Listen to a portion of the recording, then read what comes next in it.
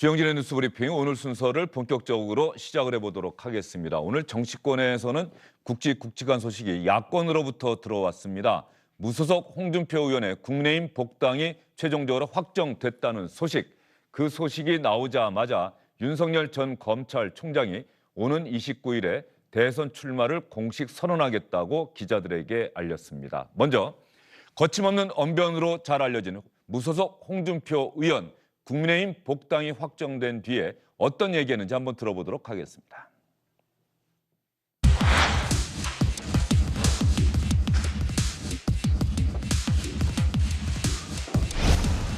오늘 최고위원회의 복당을 어쩔 수 없이 잠시 집을 떠나야 했던 집안의 맏아들이 돌아온 셈입니다. 밖에서 머문 시간 동안 저 자신을 돌아보고 오로지 대한민국의 미래만 생각을 했습니다.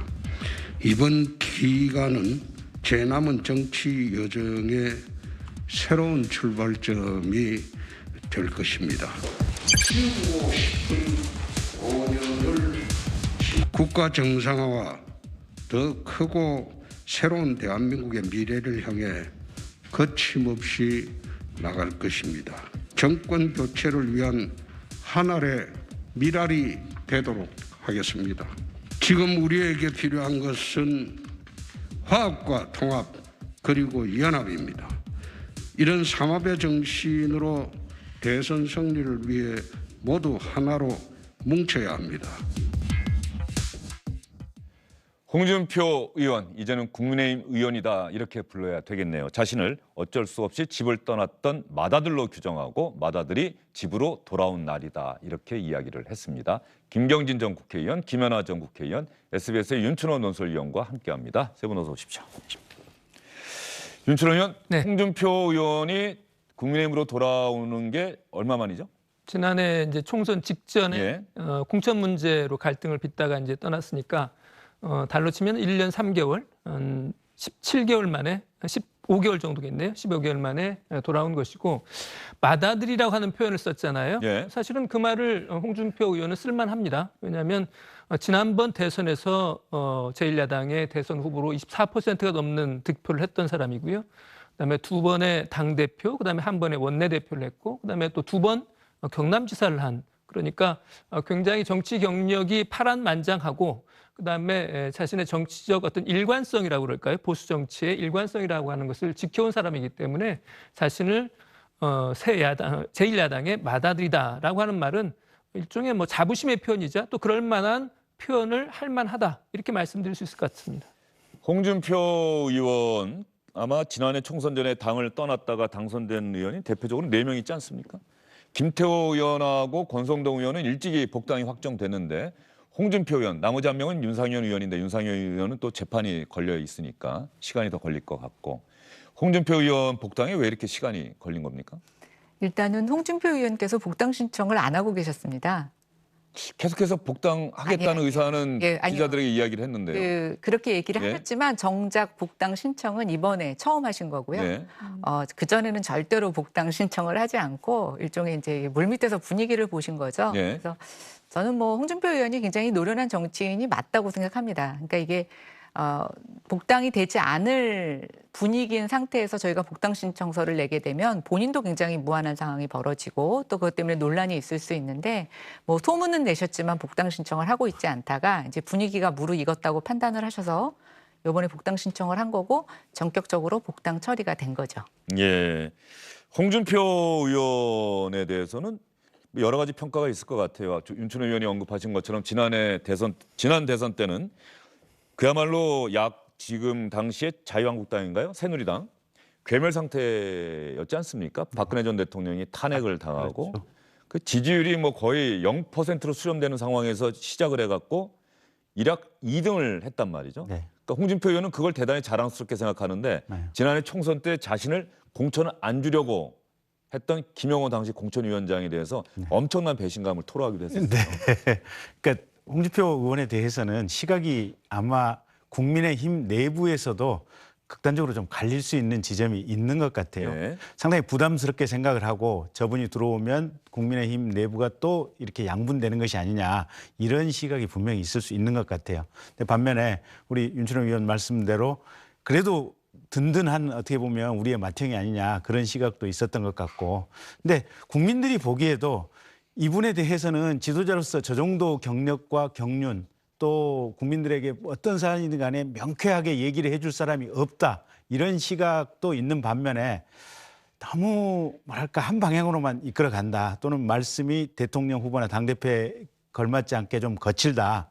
또 과거 진주의료원 폐쇄라든지 뭐 코로나 이후에 생각해 보면 그게 조금 너무 성급한 것이었다 뭐 이런 판단이 들듯이 너무 어떻게 보면 뭐랄까 보수 우파적인 경제 원칙이나 여기에 그냥 너무 함몰되어 있는 것이 아니냐 이런 비판도 존재할 수 있는 것이어서 아마 이 국민의힘 내부에서도 복당을 통해서 당의 전체적인 대권 주자도 늘어나고 당의 전체적인 역량도 커진다라는 환영하는 분위기도 있지만 또 당내 불안 요소가 좀 생길 수도 있다 이런 우려도 상존하지 않나 싶습니다. 최근에 재밌는 기사가 하나 들어왔던 게 정의당의 류호정 의원이 이 이른바 타투 관련법 그 제정안을 발의하면서 의원들의 서명을 받았는데 홍준표 의원의 이름이 그 안에 있다. 그래서 왜 서명을 하게 됐느냐, 서명을 어떻게 받았느냐고 물어봤더니 홍준표 의원도 눈썹 문신을 했다.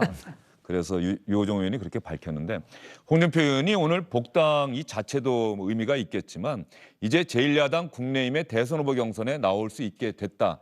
그리고 홍준표 의원이 윤석열 전 검찰총장과의 지금의 지지율 격차에 대해서는 크게 의미를 두지 않는 모습을 보였어요. 어떻게 보십니까?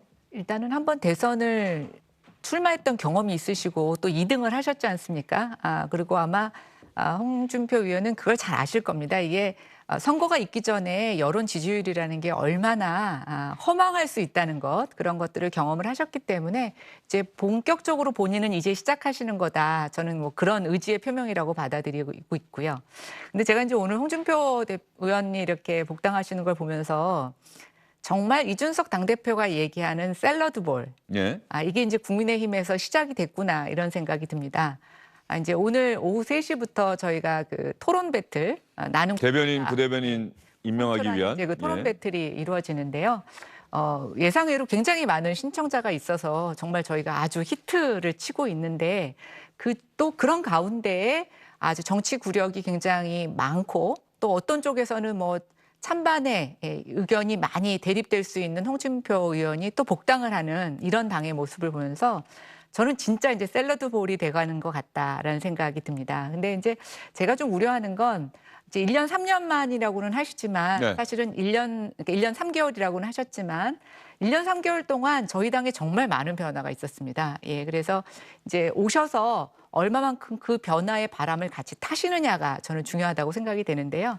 얼마 전에 이제 그 지금 대권 후보로 거론되고 있는 분들에 대해서 이제 스타크래프트 게임을 하는 그런 신문 기사가 하나 실렸는데 홍준표 의원의 아주 멘트가 되게 재밌었어요. 태사기라고 하는 용어를 보면서 이거 사기 아니냐, 검찰 수사받아야 되는 거 아니냐 그러니까 이제 그걸 설명하고 있던 배현진 의원이 너무나 놀래가지고 이걸 어떻게 설명드려야 되나 이랬다고 얘기를 하는데 뭐 저는 어차피 어떤 생각이 드냐면 본인이 잘 모르지만 그것을 배우려고 하는 그런 정신에 대해서는 여전히 정치가다운 모습이 있다고 생각이 되는데 또 한편으로는 지금의 국민의힘이 굉장히 홍준표 의원이 생각하셨고 또 홍준표 의원이 정치를 하셨던 그 정치 지형과는 굉장히 달라져 있기 때문에 여기에 오셔서 본인이 이 변화의 물살을 어떻게 타시느냐라는 거에 따라서 저는 뭐 앞으로의 행보가 굉장히 달라질 수 있다고 생각이 됩니다. 홍준표 의원을 지지하는 사람들도 분명히 있고요. 아까 대선 후보 지지율도 나왔는데 당 밖에 있는데도 불구하고 한 4등, 5등은 꾸준하게 나오고 있단 말이죠. 그런데 홍준표 의원의 화법, 사고 이런 건 너무 옛날 올드하지 않느냐라고 하는 지적도 분명히 있고 그러다 보니까 막말 논란이 늘 끊이지 않아요. 홍준표 의원은 막말 논란이 제기될 때마다 이건 막말이 아니라 서민의 언어다라고 반박하고 있는데 어쨌든 그런 측면에서 홍준표 의원을 비판적으로 바라보는 사람들도 꽤 있는 것 아닙니까? 맞습니다. 뭐 틀림없이 그런 사람들이 있었고 또 그러한 홍준표 의원의 모습 때문에 복당 과정이 좀 더 어렵기도 하고 시간이 더 걸렸던 것도 사실이고요. 근데 또 한편으로는 노련한 정치인답게 굉장히 자기 말을 조절할 줄 아는 사람이에요. 크게 말해야 될 때와 작게 말해야 할 때를 충분히 구분해서 말을 하는 사람이 아닌가 싶고요. 아마 홍준표 의원이 이른바 막말, 거친 말 이런 것을 했던 경우에는 당이 굉장히 수세에 몰렸을 때 그렇기 때문에 자신들의 지지자들이라도 굳게 이렇게 뭉쳐 있어야 된다고 생각할 때 그럴 때 아마 그런 말들을 전략적으로 사용하지 않았나 싶고요.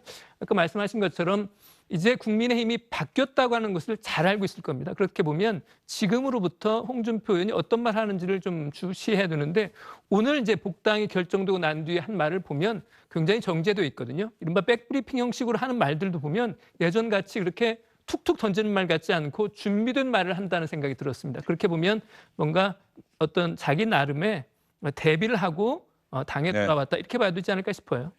저는 지금 화면 보면서 말이죠. 홍준표 의원이 달라진 게 또 보여요. 넥타이를 일단 똑바로 매고 있다는 건. 지난 대선 때 넥타이 똑바로 맨 적이 거의 없습니다. 네. 그리고 항상 붉은색 넥타이를 맸는데 네. 이제 색깔을 달리해서 매더라고요. 네. 그 당시에는 항상 좋은 일이 어머니께서 말씀하셔서 항상 속옷도 붉은색을 입는다라고 얘기를 했는데 이제 넥타이 색깔도 바뀌었단 말이죠. 네. 본인이 변하고 있다는 것을 일단 외향상으로는 보여주고 있는 것 같아요. 네. 근데 그럼에도 불구하고 오늘 어디 신문인지 제가 기억은 안 나는데 재밌는 기사가 하나 네. 들렸어요. 보면 이게 국민의힘 쪽에서는 의외로 추미애 전 장관 출마에 대해서 역설적으로 우리 쪽에 반대급부가 오지 않을까라는 그런 기대를 국민의힘 쪽에서 하고 있다. 네.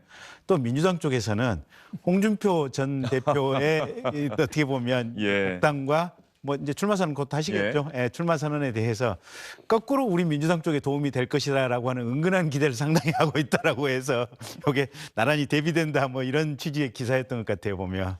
어떤 토론이 가능할지는 모르겠습니다만 홍준표 의원과 추미애 전 장관이 함께하는 토론의 자리가 있다고 한다면 대단히 재밌을 것 같다는 생각도 드는데 말이죠. 안녕하십니까, 주영진입니다. 더 많은 뉴스와 라이브 이벤트를 보고 싶으시다면 화면 오른쪽을 눌러서 구독해 주시기 바랍니다. 저희 SBS 앱을 다운로드 받으시면 뉴스 속보 알림도 받아보실 수 있습니다. 텔레비전으로도 SBS 뉴스, 유튜브로도 SBS 뉴스 잊지 마시기 바랍니다.